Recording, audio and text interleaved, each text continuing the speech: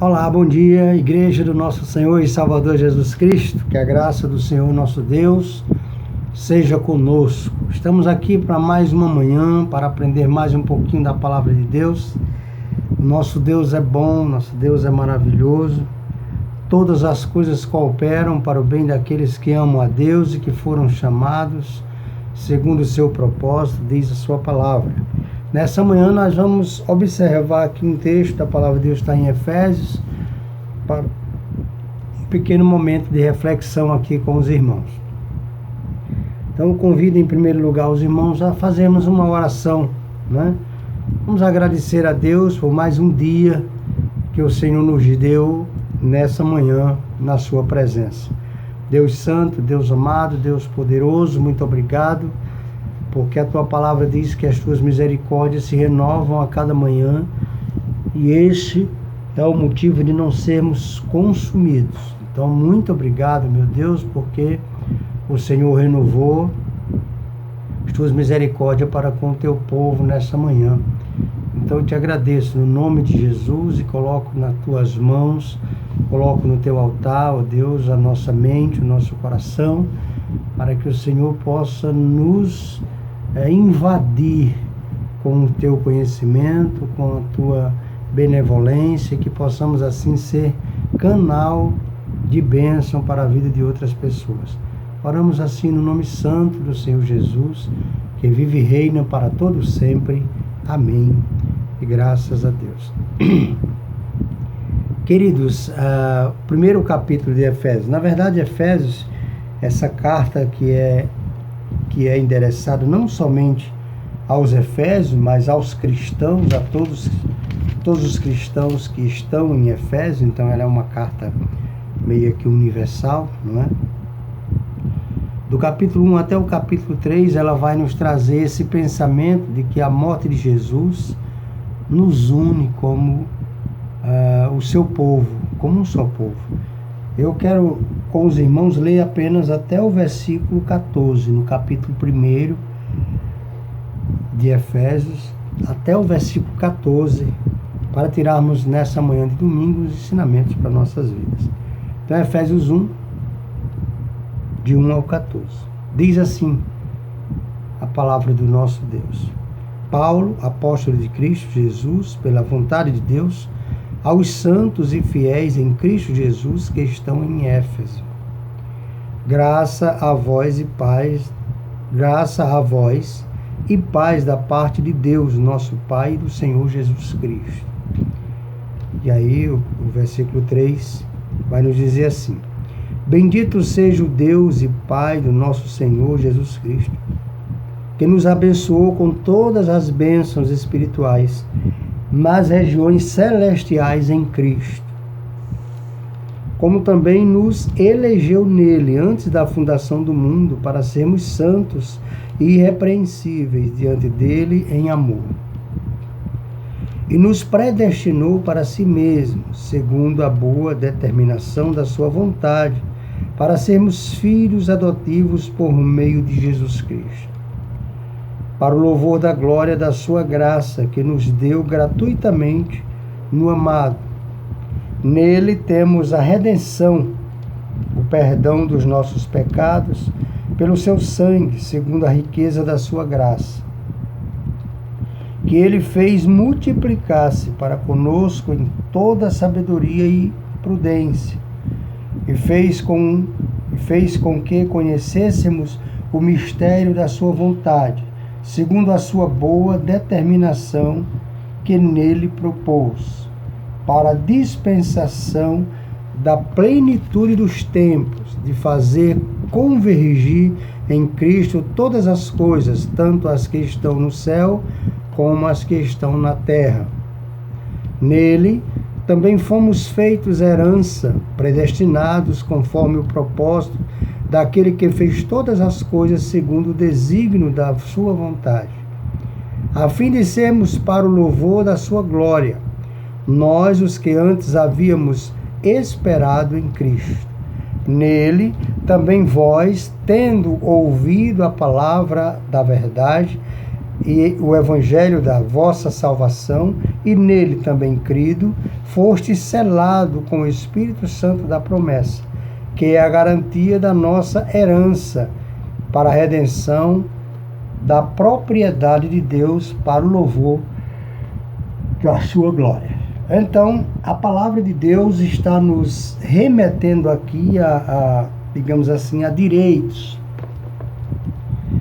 a algo eterno, algo do pensamento de Deus, algo remetido pelo nosso Deus. Um dos pontos principais aqui dessa palavra é essa ideia, né? Como eu falei no começo, a carta ela é endereçada a um povo, né? Ela não é endereçada a um grupo específico. E eu entendo aqui que até o capítulo 3, né, vai nos deixar, digamos assim, vai nos trazer uma identidade cristã completa, como tendo como penhor a morte de Jesus, que nos torna um só povo.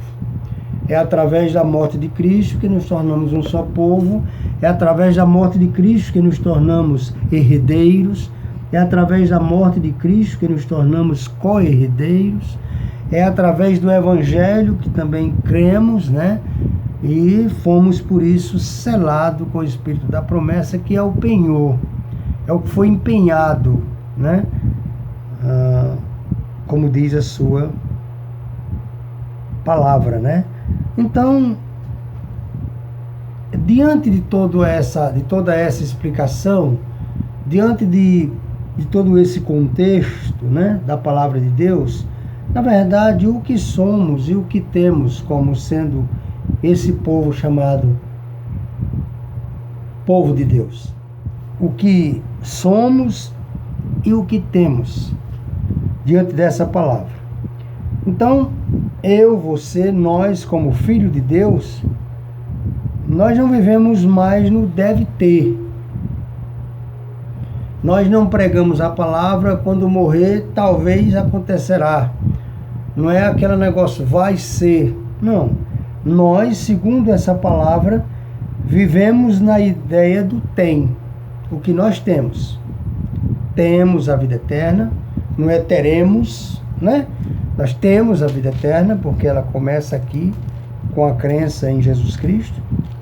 Então, eu entendo que, de acordo com a palavra de Deus, nós vamos começar a observar apenas nesses 14 versículos que lemos, que nós não estamos mais naquele verbo do teremos, né? Do futuro, mas o que temos no presente. Então, nessa manhã, nós vamos pensar um pouquinho nisso. A primeira coisa que eu entendo que está aí no versículo 3 é que nós fomos, pela morte de Cristo, nós fomos abençoados com toda sorte de bênção. É o que diz aí o versículo 3, né? Bendito seja o Deus e Pai do nosso Senhor Jesus Cristo, que nos abençoou com todas as bênçãos espirituais nas regiões celestiais em Cristo. Então nós não dependemos mais de amuletos, nós não dependemos de jogos de azar, nós não dependemos de crenças, nós não dependemos de... Como é aquelas coisas que o pessoal faz às vezes, aquelas bruxarias, aqueles negócios, né? Nós fomos abençoados quando nós compreendemos o sacrifício de Cristo na cruz, com um pouco de bênção, com um pouco de bênção de Deus. Não. O texto vai dizer que nós fomos abençoados com toda sorte de bênção. Então, nós não dependemos de jogos da sorte, jogos de azar. Porque toda sorte de bênção já é conosco. Nós fomos abençoados com toda sorte de bênção. Em tudo, o povo de Deus, ou o filho de Deus, ele tem um privilégio de ser abençoado. Tudo que eu vou fazer, ou tudo que eu penso fazer, eu já compreendo que se aquilo vier de Deus, se aquilo for de Deus, eu já fui abençoado por Jesus com toda sorte de bênção. E uma dessas bênçãos grandes, uma dessas bênçãos maravilhosas, está aí no versículo 4, que vai dizer que nós fomos escolhidos, como também nos elegeu nele antes da fundação do mundo, para sermos santos e irrepreensíveis diante dele em amor. Às vezes esse texto se torna um pouco complexo, porque mediante os que creem na predestinação, né, um destino pré-determinado, eles acreditam que na fundação do mundo Deus já separou alguns para ser salvos, outros para serem condenados. Não é isso que o texto está dizendo. No conjunto da obra, como eu disse, os capítulos 1, 2 e 3 é que vai nos deixar claro que fomos escolhidos, mas dentro de uma proporção, de um projeto de amor.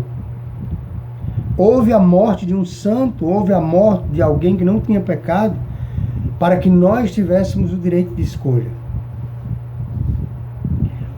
Houve um exemplo maravilhoso, assim como no Jardim do Éden, o casal ali tinha a opção de ser ou não ser de Deus, e eles optaram por não ser de Deus, ou por desobedecer a Deus. Assim nós temos o sacrifício de Jesus na cruz, oferecido apenas como escolha.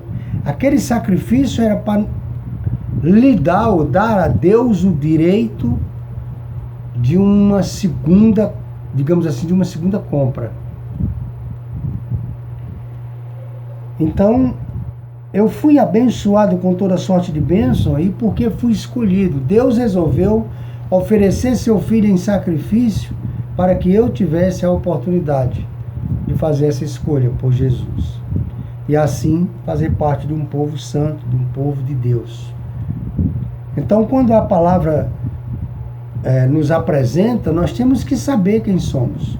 Somos um povo eleito, somos um povo abençoado com toda sorte de bênção, e fomos predestinados. Aí onde vem esse versículo 5 que diz: e nos predestinou para si mesmo, segundo a boa determinação da sua vontade, para sermos filhos adotivos por meio de Jesus Cristo.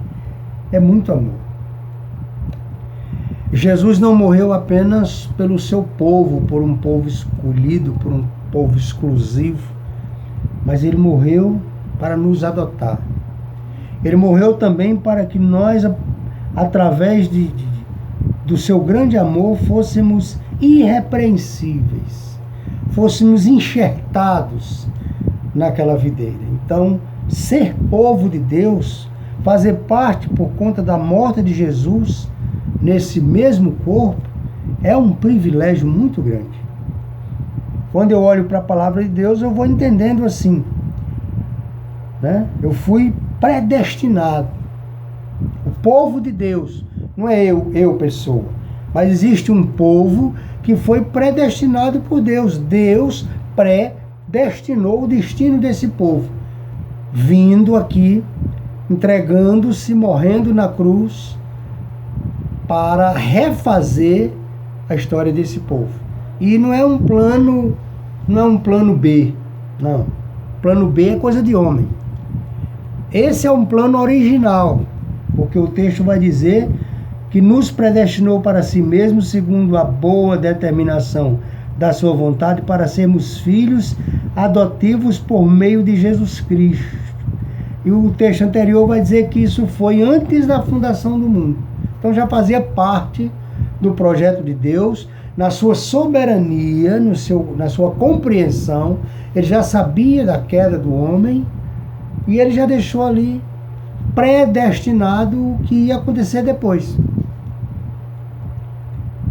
Então, na nossa mente, na nossa cabeça, só nos remete um amor tremendo, um amor maravilhoso, né? Fomos predestinados por Deus, fomos agraciados no amado. Não foi por nós, sacrifício nosso, nada nosso, vontade nossa, desejo nosso, não foi em Jesus. Nós fomos agraciados no amado. É só olhar para a palavra no versículo 6. Para o louvor da sua glória, ou para o louvor da glória da sua graça, que nos deu gratuitamente no amado. Quem é o amado? Jesus. Então, através do sacrifício de Jesus, eu fui alcançado, você foi alcançado, nós fomos alcançados, e nós somos povo de Deus, unidos pelo sangue de Jesus. O sacrifício de Jesus na cruz nos torna um só povo, como essa carta é destinada aos santos que estão em Éfeso, não somente os moradores, os habitantes de Éfeso, mas todos aqueles que estivessem em Éfeso receberiam essa carta e ali divulgaria, se fosse a sua vontade. Então nós temos a remissão dos pecados pelo seu sangue. Eu fui remido pelo sangue de Jesus. Quando eu compreendo a ideia de perdão de pecado, purificação de pecado, eu compreendo a remissão. Eu fui remido pelo sangue de Jesus, como diz o versículo 7. Nele, Jesus, temos a redenção, o perdão dos nossos pecados, pelo seu sangue, segundo a riqueza da sua graça. Ou seja, não fizemos nada para merecer isso. Existe um projeto de Deus maravilhoso, e todo aquele que olhar para esse projeto, para esse plano, e der ouvidos a esse plano, e querer esse plano para a sua vida, será agraciado. Todo. Porque a própria palavra vai dizer: todos quanto o receberam, deu-lhes o poder de serem feitos filhos de Deus, a saber, os que crê em seu nome. Então é assim que a palavra vai se desenrolando para nós, né? Nós temos a revelação do mistério da sua vontade. Olha, é um Deus tão maravilhoso que ele se revela a nós. É um mistério, é algo só dele, é algo só da grandeza dele, de como ele é maravilhoso. Mas ele resolve se manifestar, ele resolve se revelar a nós, como está aí no versículo 9. E ele fez com que conhecêssemos o mistério da sua vontade, segundo a sua boa determinação que nele propôs. Olha, você pensa que para você saber qual a vontade de Deus é algo simples? Não. É porque Deus quis te agraciar com isso. Para você saber o que é a vontade de Deus, o que não é a vontade de Deus, não é algo simplesmente para você saber. É algo para que você compreenda nessa revelação que nós seremos julgados por esse pensamento, por essa ideia, por essa palavra. Quando eu olho na palavra de Deus, eu sei o que é e o que não é da vontade de Deus, e é esse ser ou não ser que vai me tornar ou não filho de Deus. Todas as pessoas têm um senso do que é certo e o que é errado. Isso foi passado para o ser humano lá no Jardim do Éden. Todo ser humano ele tem uma noção do que é certo, o que é errado. E o cometer o certo ou errado. Agora, ter noção, consciência de pecado é outra coisa. É outra coisa totalmente diferente. É mediante essa revelação, ele fez-se conhecermos o mistério da sua vontade. Só através do Espírito Santo nós vamos conhecer qual é a vontade de Deus para a nossa vida. Que nessa manhã você possa parar e que a sua oração tenha um novo direcionamento. Pergunte para Deus, qual é a vontade do Senhor para a minha vida? Porque isso, queridos, é uma das coisas que mais tem afastado o homem de Deus. É uma das coisas que mais tem afastado o homem de Deus. É não saber distinguir a sua vontade e viver como se Deus não interferisse na vida. E aí, se Deus não lhe der, não se fizer revelar a você, você vai viver uma vida cristã enganada. Vai viver um tempão, uma vida religiosa. Mas vai perguntando a Deus, qual é a vontade do Senhor para mim? Porque se nós pensarmos bem, as nossas orações ou nas nossas orações, nós colocamos muito a nossa vontade. Faça uma lista das coisas que você coloca diante de Deus. Depois você vai analisando quais daquelas coisas é a vontade de Deus para você. Se não é a sua vontade que prevalece, né? Então é isso que a gente vê aqui. Nós temos a revelação do mistério da sua vontade. Porque nós fomos feito herança. Vai alegrando o meu coração. O versículo 11 vai dizer assim, ó: nele também fomos feito herança, predestinado conforme o propósito daquele que faz todas as coisas segundo o desígnio da sua vontade.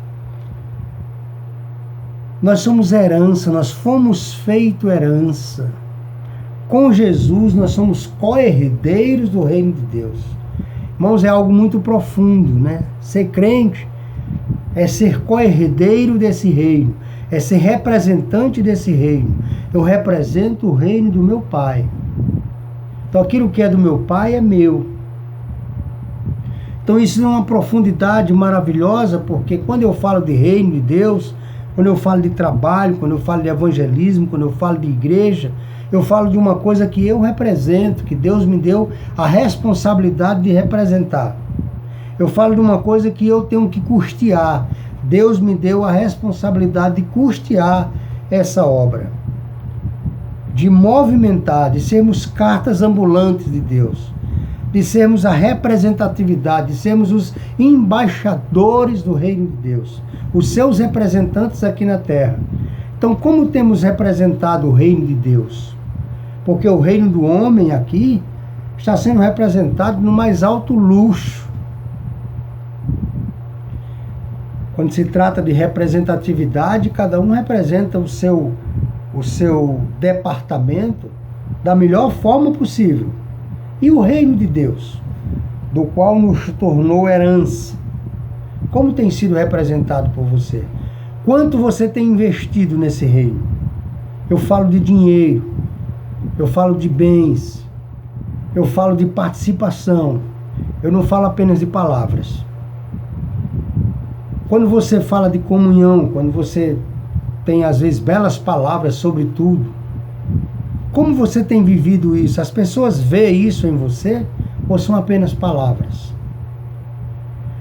Eu falo de relacionamento com Deus. Quando você fala de relacionamento com Deus, as pessoas têm visto isso em você?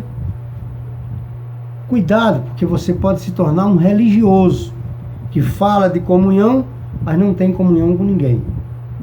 Que fala de relacionamento, mas não tem relacionamento com Deus.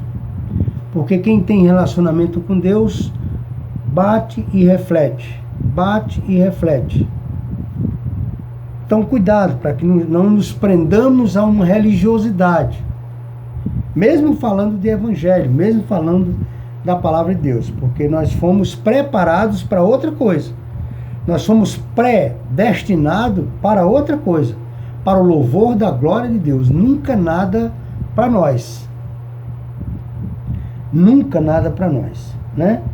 Nós fomos feito herança, como ele diz. E para concluir essa minha palavra dessa manhã, eu entendo que nós fomos selados com o Espírito Santo da promessa. Olha, é um selo maravilhoso, porque ele fala de penhor, né? O versículo 13.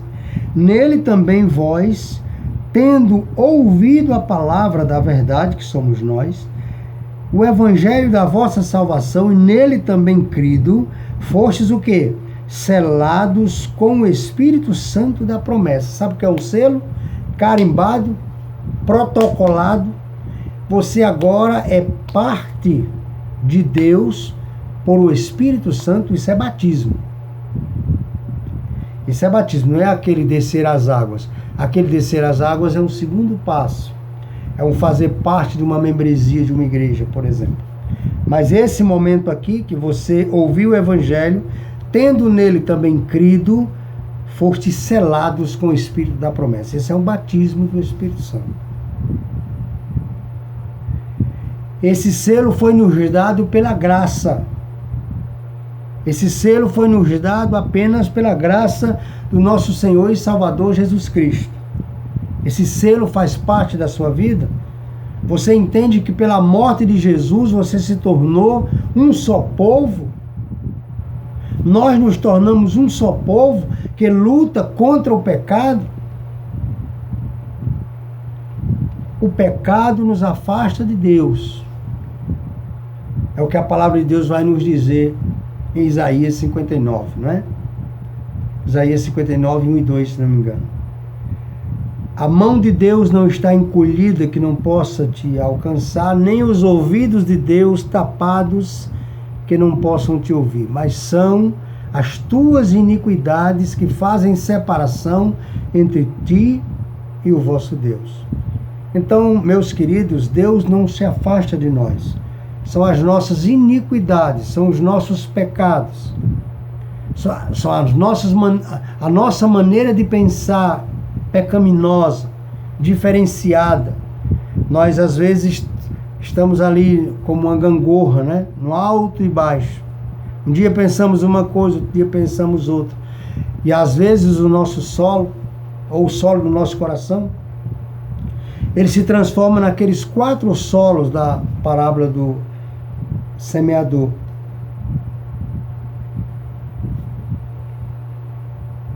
Então, nessa manhã, eu gostaria que você pensasse comigo. O que é ser povo de Deus? Para quando a palavra se remeter nesse sentido, porque até o capítulo 3, é isso que fica para nós. Então, a vida cristã, a igreja, ela é colocada aqui, alguns exemplos maravilhosos relacionados à palavra de Deus. E eu entendo, versículo 1, 2 e 3, como sendo a morte de Jesus nos unificando, nos tornando um só povo, onde Ele seria o nosso Deus, nós seríamos o seu povo. Eu espero que para o seu coração nessa manhã, essa palavra tenha trazido um despertar. Esse é o nosso desejo, que cada vez que temos um momento com a palavra de Deus, desperte no coração do Filho de Deus, da Filha de Deus, um despertar para pensar, para interrogar.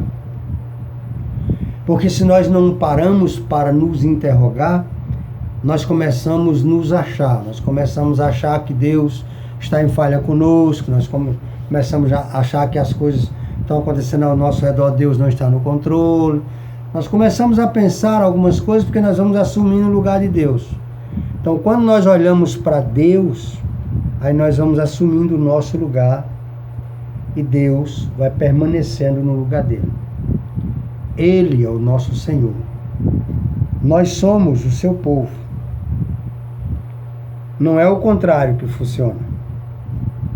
Que a graça do Senhor nosso Deus e a comunhão do Espírito Santo esteja conosco, com toda a sua igreja, espalhada por toda a face da terra, desde agora e para todo sempre. Você é igreja, eu sou igreja. Que tudo isso vai passar e daqui a pouco nós, igreja, estaremos nos reunindo no templo e será um tempo maravilhoso, mas não é um tempo diferente, porque nós já tivemos esse tempo. Nós já tivemos bastante tempo para nos abraçar, para nos alegrarmos. E em alguns desses momentos, onde estávamos? Agora, porque nos foi tirado essa oportunidade, desperta no nosso coração esse desejo que queremos, mas nós já tivemos. Peçamos a Deus para que ao voltar, nesse pós-pandemia, tenhamos a oportunidade de ver o outro de maneira diferente, de ver o meu irmão de maneira diferente, de ver a família cristã de maneira diferente, de ver a liderança de maneira diferente, de orar realmente uns pelos outros. Pensemos que a morte de Jesus foi a morte, foi algo trágico, igual a pandemia, por exemplo, né? A morte de hoje, como os jornais estão anunciando aí, quase 56 mil pessoas mortas em apenas 3 meses. Mas foi necessário que Jesus morresse para que nós fôssemos alcançados por Deus. E não foi plano B, estava dentro do plano de Deus. Primeiro ele nos fez, nos idealizou, era para sermos eternos, fomos criados para o louvor da sua glória, e nós abrimos mão disso. Deus nos comprou com seu sangue e se tornou não somente o nosso feitor, não somente o nosso idealizador, não somente o nosso criador, mas ele se tornou o nosso Senhor, agora por direito, de fato e de direito. Senhor nos comprou com seu próprio sangue, igual se comprava um escravo, igual se comprava nesse sentido qualquer, né? Pense nisso, e que não somente nessa manhã, mas durante toda a sua vida, você possa entender realmente o que você é. Você não vai ser realmente o que você tem, você não vai ter. Você é povo de Deus e você tem a vida eterna. Você se tornou povo de Deus pela morte de Jesus. Deus abençoe e um bom domingo. E logo mais à noite, nós estaremos mais uma vez falando do amor do Senhor. Sobre, por exemplo, o que devemos ser. Hoje eu falei do que somos. Na terra, como exemplo, como embaixador, o que realmente devemos ser? Qual a cobrança do Evangelho para nós? Há uma palavra de Deus para nós. E nessa noite estaremos falando sobre o que devemos ser. Como esses alcançados, como esses chamados povo de Deus. Um bom domingo. O Senhor nos abençoe.